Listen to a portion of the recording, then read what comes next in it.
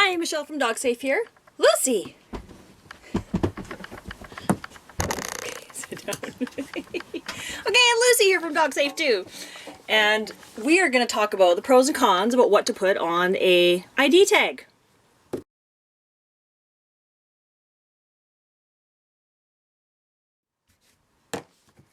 Okay, so check out Lucy's ID tag that we just got in the mail. And this has got a compass on it, which I figure, considering that we found each other 8,000 miles away in Halifax and drove across the country together, I thought the compass was rather a nice tribute to my traveling dog. And on the back, I've got Lucy and one phone number. So first off, I really like this tag. This is Lucy's other one. Excuse me. Pardon me. This is Lucy's original collar and tag that I had just temporarily when I first got her. And, you know, it's a thin, I got it at a pet store, it's a thin tag. But as you can see, you know, it's not, it's barely holding up. You can barely read the number, the tag's all rusted, etc. So finally I got the new one in the mail. And this is a heavy-duty stainless steel from Red Dingo, and I'll put a link in the comments below. And stainless steel, so it's going to last a long time. I know when I had Monty's done, I had it for like 5 or 6 years, and it didn't look any different than the first day I got it. So a couple things to put on there. I like to put Lucy's name on there. Again, pros and cons about if you decide not to. Some people may decide that if somebody's going to steal your dog, you don't want them to know their name in the sense of it makes it more friendly. But I'm sort of the opposite. Whereas if my dog is lost, it may help them be a little bit more calm if the person who finds them knows their name. So I like to put Lucy's name on there. And I have one phone number. So this is the Dogsafe head office phone number, which is also a cell phone. So I don't put a landline on there and a cell phone. If my dog is lost, I want to have one accessed phone number in order to receive phone calls. So not rather than managing 2 or more, just the one. So that's all I have on there. I know some people put more than one phone number, they'll put an email address on there, but again, I like to keep things really simple. The one thing that I may have decided to do differently was I live in a rural area where there's a lot of free-roaming dogs, and so I see dogs all over the place. Some have ID tags, some don't. The ones that do, you know, I will call the phone number on them, and then the owner will say, oh yes, that's, you know, that's Lucky or so, and he's my dog and I live just around the corner, just leave him alone.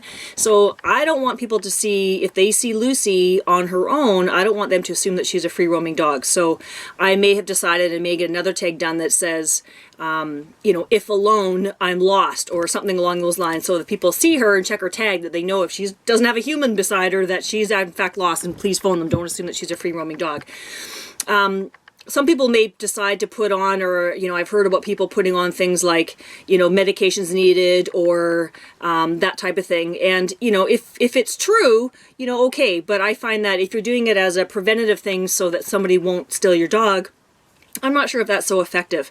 You know, as a police officer, I've talked to thousands and thousands of you know, criminals and people who steal things, and you know what, they're opportunistic. So if somebody's going to steal your dog, you know, out of the back of your car, for example, I really don't think that they're going to look at a tag and go, oh, that dog needs medications, I'm not going to take that dog. I think they will just grab the dog because it's the quickest and easiest thing to do. And you know, if they decide later that dog is not doing well, and because in fact it does need medications, I think they're the type they're just going to dump the dog, or just, you know, let it go rather than not take it because it's going to be a handful. That's my experience, so you can make your decision about that. And also for things like, you know, deaf dog or blind dog or those kind of things, again, I think that might be helpful if your dog was found. In this case, Lucy, you know, she's a little bit fearful still. So chances are, you know, if she gets lost, they may not be able to get to the tag to see her name and the phone number. She's probably going to run away. But, you know, we're working on it. So that's what I think, you know, the big things to keep in mind is a good heavy-duty stainless steel tag that is going to stay engraved, that you'll be able to read it. Make sure that your information is up to date. So if you get a new cell phone, or, you know, if you get the dog's new collar, that you put on their up-to-date information on it. And also, yeah, I think that's the biggest ones. Just make sure that it's correct. and get it done. You know, I just talked to somebody the other day that had just adopted a new dog a couple of months ago, and they still don't have a tag on their dog, and it's something that they've been meaning to do. So in any case, you know, a brand new adopted dog into the home is sort of that greater risk to flee or to get lost or not know their way back. So, you know, get those tags on the dogs, even if it was the temporary tag that you wrote on something, and just put it on their collar. You know, if you haven't, do it right now. You know, stop the video and go and do it right now until you can get a new collar, or excuse me, a new ID tag engraved. So hopefully that helps about what to put on the back. The biggest thing is get it done. Okay, keep your dog safe.